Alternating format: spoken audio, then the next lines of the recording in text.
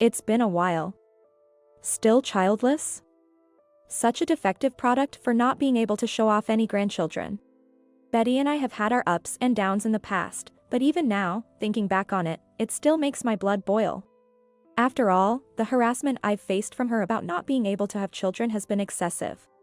I don't know how desperately she wants grandchildren, but I really wish she would stop blaming me entirely for not being able to have children. To call someone a defective product is such a cruel way to put it. In a way, it's almost impressive. I'm currently at the park. And I'm not alone. My child is right over there. You should have seen the look on Betty's face when I said that. The grandchild she had been longing for, almost desperately, was right there. But reality is cruel. She hasn't realized that what she has done is coming back to haunt her, which is quite naive of her. It's about time she realized. I won't let her pretend to forget now. My name is Amy, and I'm a 45-year-old homemaker this year. I love children, and I got my teaching license in college and worked as a teacher at a public elementary school. Being a teacher had its tough moments, but there was also joy in being involved in the children's growth, which made me feel like it was my true calling. I was immersed in my work, but one day a childhood friend introduced me to someone. That was how I met John, who would become my husband. John was 25 at the time. He had graduated from university and was working as a social studies teacher at a middle school. He seemed to be struggling with the lack of romantic opportunities while working at a middle school. He hadn't really dated much, focusing on his studies during his university days. He mentioned that wanting to try dating women was what prompted him to talk to his friend. Although the ages of the children we teach at elementary and middle schools differ, being teachers, it was thought we'd be a good match and have a lot in common. When my friend introduced me to John, I wasn't seeing anyone and was dedicated to my job. So, I wasn't very enthusiastic about the introduction, but since my friend had gone to the trouble, I thought I should at least meet him once. I remember it clearly. We had arranged to meet at a cafe, but he was nowhere to be seen when the time came. I thought I'd wait another 30 minutes before leaving, but then I saw someone running into the cafe. Sorry to keep you waiting.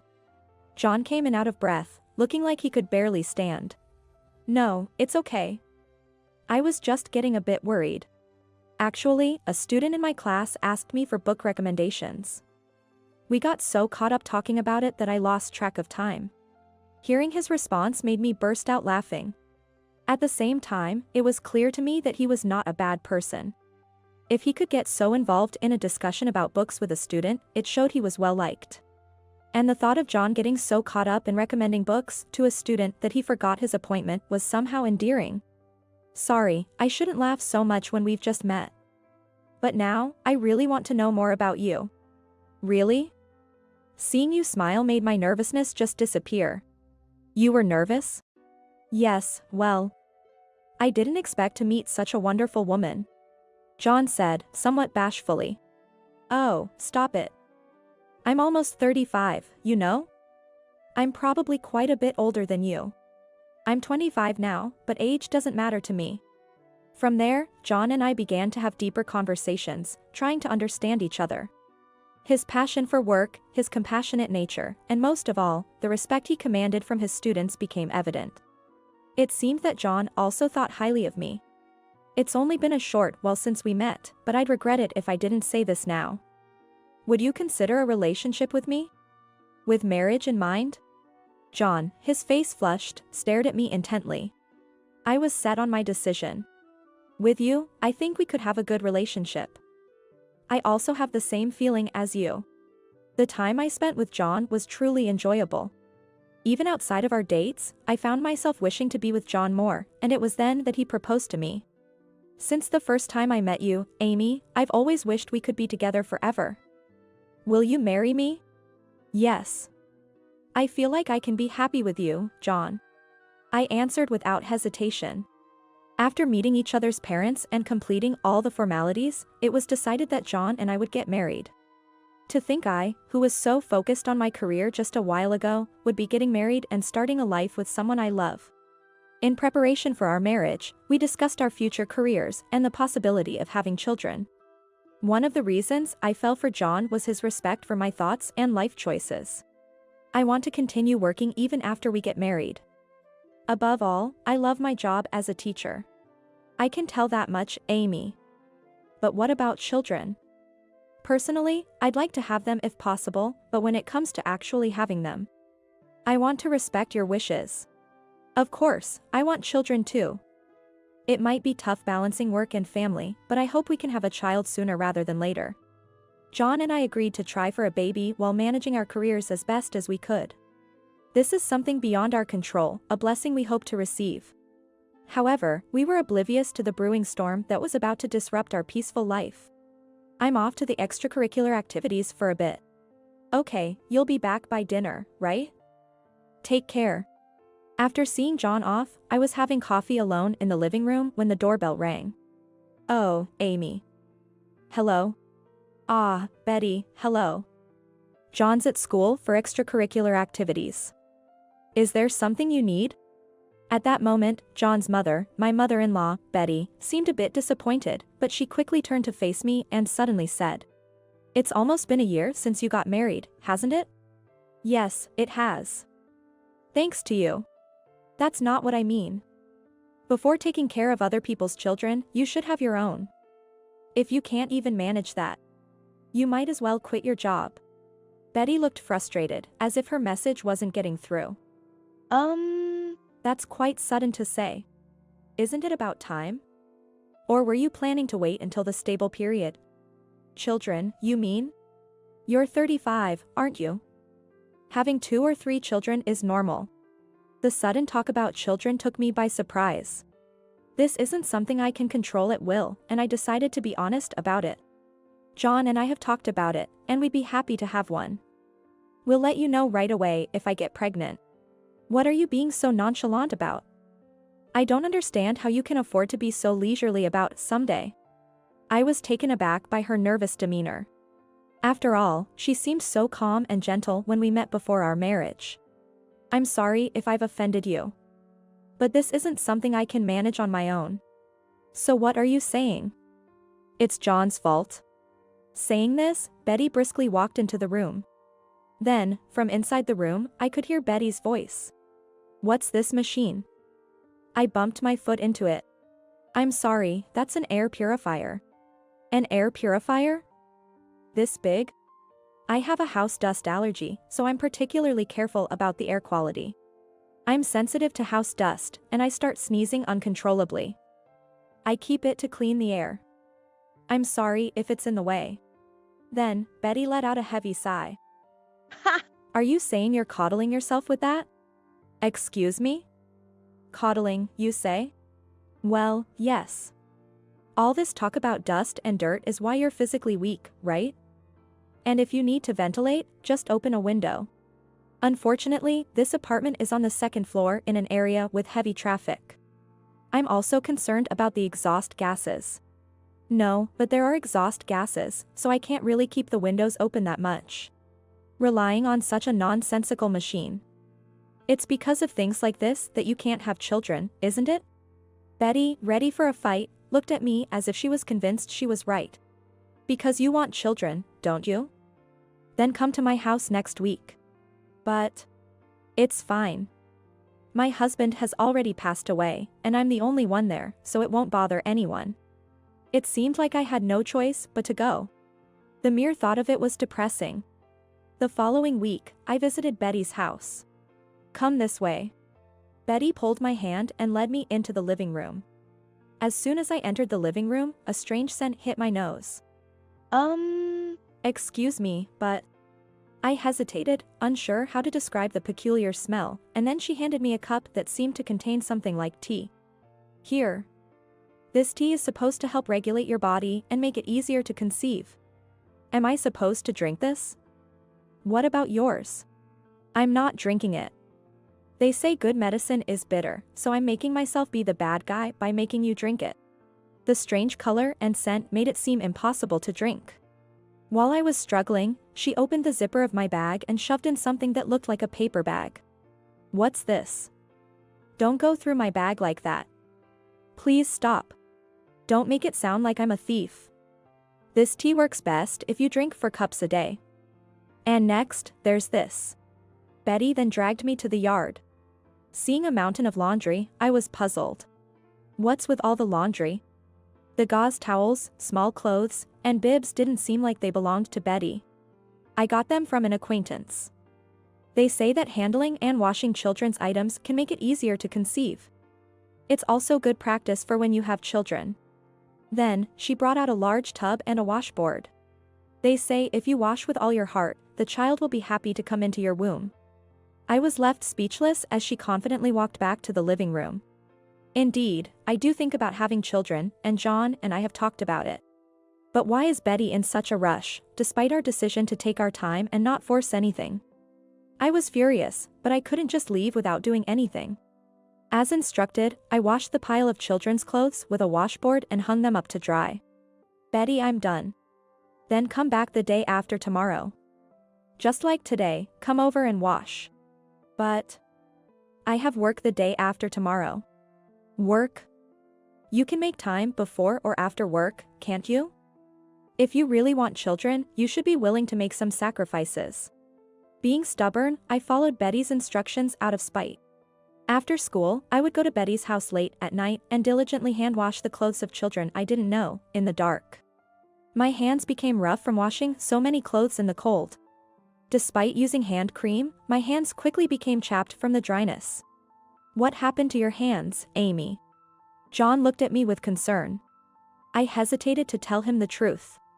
To me, it felt like an outdated superstition, but for John, it was something his mother was doing.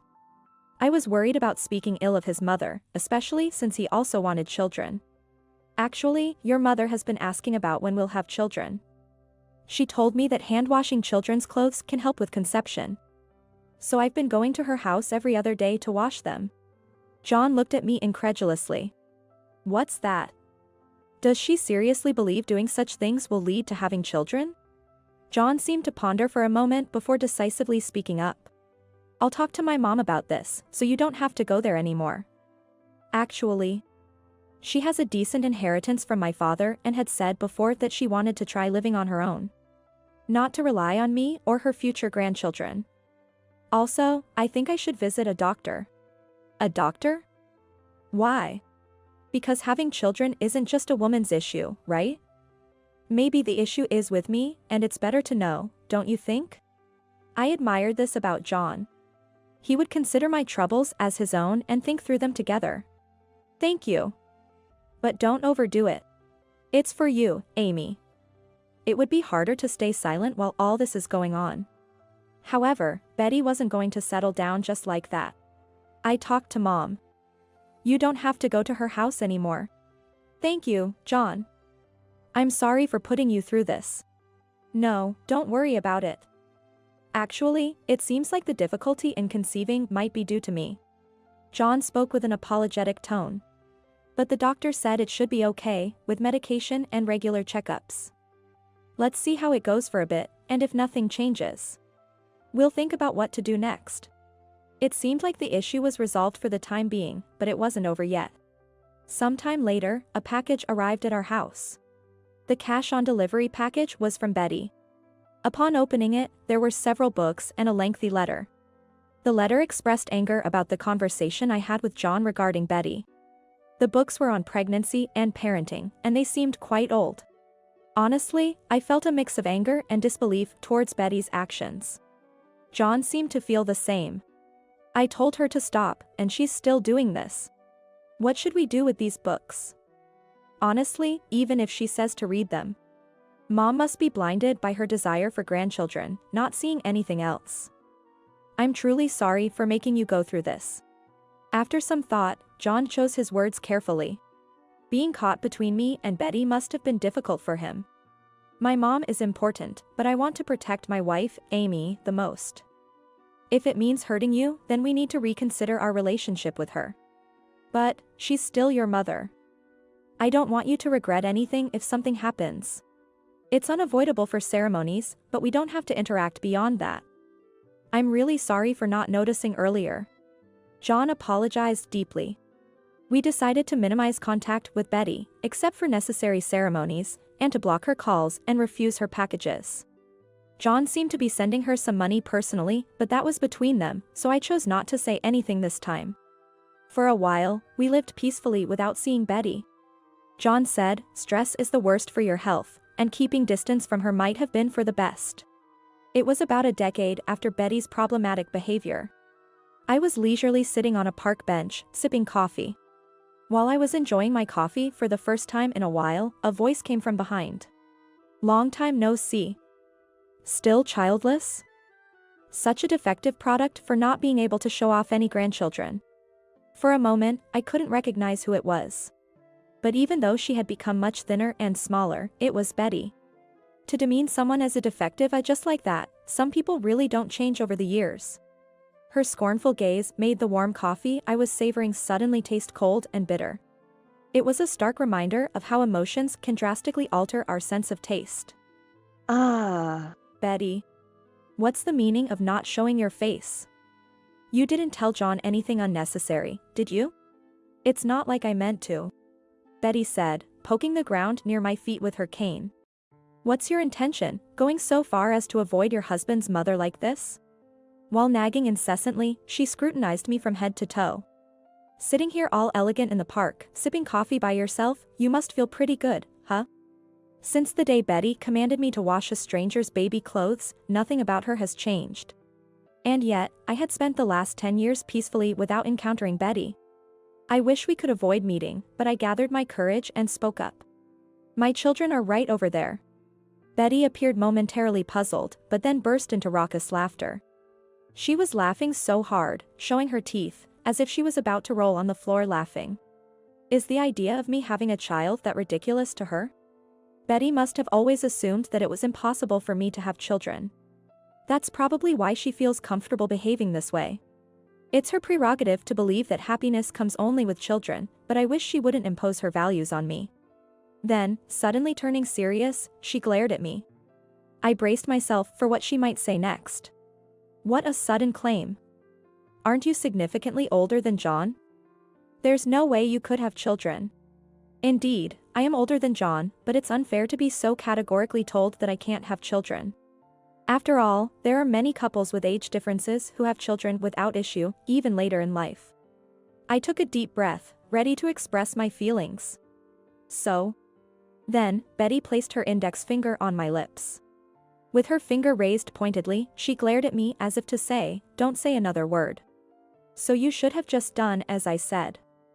I don't know what you told John, but you made him run away by saying unnecessary things. A cursed person like you couldn't possibly have children. I felt the weight of Betty's pressure intensely. After 10 years of estrangement, it was honestly frightening. The thought of being overwhelmed by this pace filled me with anxiety. As Betty berated me, children approached from a distance, looking at us with worried expressions. I felt terrible for making them see me like this. Mom? What's happening? Is this lady someone you know? This person is. I hesitated about telling Emily and Emma the whole truth. Despite my bitter memories, Betty is their grandmother. Should I keep them apart based solely on my personal feelings and reluctance? I was unsure how to introduce her. Emily and Emma had never met Betty, nor had I ever mentioned her, so they wouldn't suspect she was their grandmother. Then, Emily and Emma started whispering to each other. They seemed to be trying to whisper, but I could hear them. Emma. Do you think this lady might be? Right? Emily, do you think so too? Because she was here the other day too, it's definitely her. Betty, pretending not to notice their whispering, tried to approach Emily and Emma. She reached out with trembling hands, but the two looked at her with indescribable expressions. Indeed, to Emily and Emma, she was an unknown old woman. Suddenly being approached with a trembling hand must have been quite frightening. Could it really be John's children? My grandchildren? Betty moved even closer to Emily and Emma as if it was a touching reunion. Then, Emily and Emma took a couple of steps back and said to Betty. You're the nagging old lady from the convenience store, right? What do you mean? Are you sure? I thought the same. I was confused as they suddenly became excited. She's always at the convenience store near our swimming school. Right. We always see her yelling at the clerks. What's going on? The lady from the convenience store near our swimming school. She's famous for always yelling at the clerks to get her money back. Exactly. She only yells at the younger people, but she doesn't say anything when the manager with the name tag is there. This was new to me, but it was clear she chose her targets for her tirades. It was as if she only attacked the weak. I'm just teaching them that they should listen to their elders. I'm doing the right thing. Such. Emily and Emma looked at me. Perhaps thinking I was being unjustly accused by the nagging old lady from the convenience store, they suddenly sprang into action. Mom hasn't done anything wrong. Please stop. Betty, pretending not to hear, moved closer to them. For Betty, meeting Emily and Emma must have been a moment filled with emotion. This is evident from the tears welling up in her eyes. Really, my grandchildren? Well, since we've met, let me have a good look at your faces. Don't come any closer. If anything happens to Mom, I'll sound this. Emma said, brandishing a personal alarm. Seeing the brightly colored, large personal alarm, Betty seemed to shrink back. Anyone would be taken aback if threatened with the sounding of an alarm. It's not often that a grandmother is treated like a suspicious person and faced with a personal alarm by her own grandchildren. I instinctively tried to ensure the safety of the two. Then, Betty began to tremble violently. Such. The shock must have been great for her, being treated as a suspicious person by her long-awaited grandchildren. Betty, trembling, seemed much smaller. However, what concerned me more was something else. I decided to press further and started a conversation with Betty. According to Emma and others, you keep demanding refunds at convenience stores, right? Why is that? Well, because I'm being given stuff that's just not usable, and it's a hassle. Betty suddenly became defiant. She spoke as if she hadn't done anything wrong at all. I decided to ask Betty the very question she would least want to hear. Are you having money troubles, Betty? Is that why you can do such embarrassing things in public? What? Embarrassing? How dare you speak to your elder like that? She thinks she should be respected, which is why she can say such things. But she didn't seem to like that I hit the nail on the head and appeared somewhat flustered. But usually, people would be too embarrassed to be so bold with just the young clerks. You're quite something to not feel that, Betty. Enough. Be quiet. Betty gritted her teeth in frustration. Then, Emily made a curious remark. This person always comes in with an empty container, demanding a refund and yelling loudly. That figures. Waving an empty container and shouting about it must be quite the scene. What? What are you planning to do with an empty container? I don't really know. But she was saying something about doing this to a penniless old person. I realized these were the children's words. Are you in financial trouble by any chance? Yes.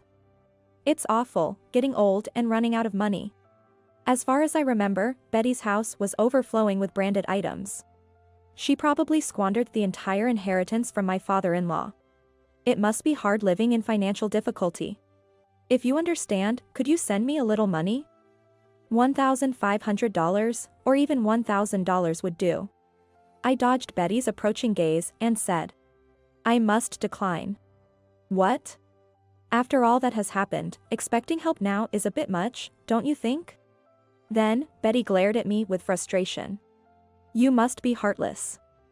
To not extend a helping hand to a frail old person like me. She still seems to think it's her right to be helped. But there's no need for that. You've brought this all on yourself. How pitiful for these children to be raised by someone like you. Then, Emily and Emma stood in front of me and addressed Betty. We're not pitiful at all. We love our mom, so stop saying such horrible things. If you keep saying such terrible things, we'll really go to the police. Betty was lost for words at the sudden retort from Emily and Emma. She must have been shocked, especially by the grandchildren she desperately wanted, threatening to go to the police. I wouldn't be able to stand it if I were in her shoes. If that's the case, shall I give you what you really need, Betty? Really? Just wait a moment, please. I ran to a nearby store and came back with something. What is this? Do I look old enough to need something like this? I placed adult diapers in front of Betty. The package, boldly labeled, Comfort Care Diapers, was enough to intimidate Betty. Betty's face turned beet red with anger. Her face was so red, She looked just like a boiled octopus. Do you remember making me wash baby clothes until my hands were chapped? Saying it was a practice and a prayer for when you have kids, even though I couldn't have children? Betty looked somewhat uncomfortable. After mumbling for a bit, she whispered softly. I did it thinking of your well-being, and I really wanted a grandchild. All my friends had grandchildren. And I was the only one left out. So, it's the same with me then. For your sake. And wanting a grandchild just because others have them, is that a child's mentality? Betty glared at me, clearly frustrated. Treat someone like an old person or a child, and you'll see what happens. It's quite convenient for you, isn't it? Okay, for you but not for others. Then, I heard John's voice from behind. He had come upon us by chance. You're not still harassing Amy, are you? Harassment? That sounds terrible. It was just a little. I explained the earlier conversation to John. It seems your mother is out of money. She's been causing trouble at the local convenience store. When I visited her house before, it was filled with branded bags and wallets. John's usually calm expression turned stern.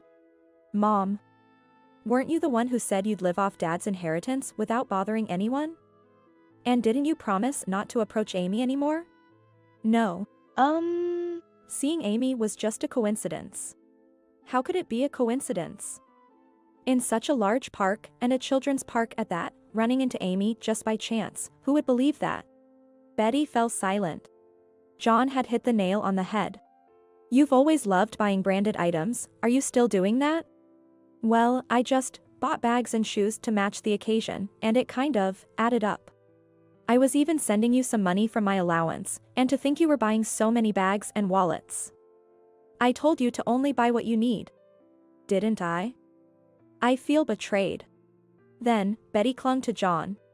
This is all a misunderstanding. It's not true. What's the misunderstanding? The lie? It's clear now that you're a liar. Don't contact me anymore. And obviously, no more allowances. John turned on his heel and didn't look back at Betty again. Betty collapsed on the spot. Being rejected by her own son, she might never recover. If only you had had child sooner. If only you had them while I was still around to see. Well, it's not like I had children for you, Betty. I left those words behind and headed home with Emily and Emma. I never wanted to see her again. I thought I wouldn't. I had warned Emily and Emma to be careful of Betty when going to and from school or swimming school, but they never encountered her. One day, when I had almost forgotten about her, the hospital called. A few days after our encounter, Betty had tripped over a step at a nearby supermarket and fallen. When I went to the hospital at their request, Betty was there looking diminished in her bed, along with the supermarket manager and a police officer. Betty had unfortunately broken her leg. Upon inquiring, it seemed she had been secretly taking items from the ready-made food section and had been watched by the store staff. No, this is that. I don't want to hear excuses. It's embarrassing, so please don't contact us again. What can I do? John used to send me money, but that stopped. I was at a loss for words. And nobody would give me your contact info, I was just so lonely. I suppose so. Apparently, she had tried every possible way to get in touch with me again. She must have been asking around, hoping someone would disclose our whereabouts. Betty always believed that if she asked, people would comply. However, I had taken precautions beforehand. I had informed various parties about Betty's behavior and the unpleasant experiences in the past, while also asking them not to give out my contact information. I didn't even want to imagine encountering someone as self-centered as Betty again. It turned out that no one had given Betty our contact information. I heard that some had even blocked her calls, which suggests she was quite disliked among her acquaintances. Anyone would surely keep their distance from such a person. Given her character, it wasn't surprising to hear she was blocked by some. In the end, Betty spent her days in the hospital alone, feeling lonely. Apparently, she lashed out at the hospital staff due to her stress and was severely reprimanded. As long as it stops there, it's fine, but who knows what the future holds. Continuing to rampage without realizing how much she is disliked is typical of Betty. I am living happy days with Emily, Emma, and my husband. I was worried about what would happen when we unexpectedly met Betty in the park, but I'm glad I took decisive action. It was a good decision to discuss the issues with Betty with my husband properly. We sought treatment together as a couple, and as a result, we were able to meet our 2 daughters. I've also clearly understood that not cherishing people like Betty can eventually come back to haunt you. Mom. Come here, quick. Mom, you're so slow. Emily and Emma are beckoning me with bursting smiles. I rushed over to catch up with them and gave them a big hug. I want to cherish and live these happy days with Emily, Emma, and my husband, savoring our happiness.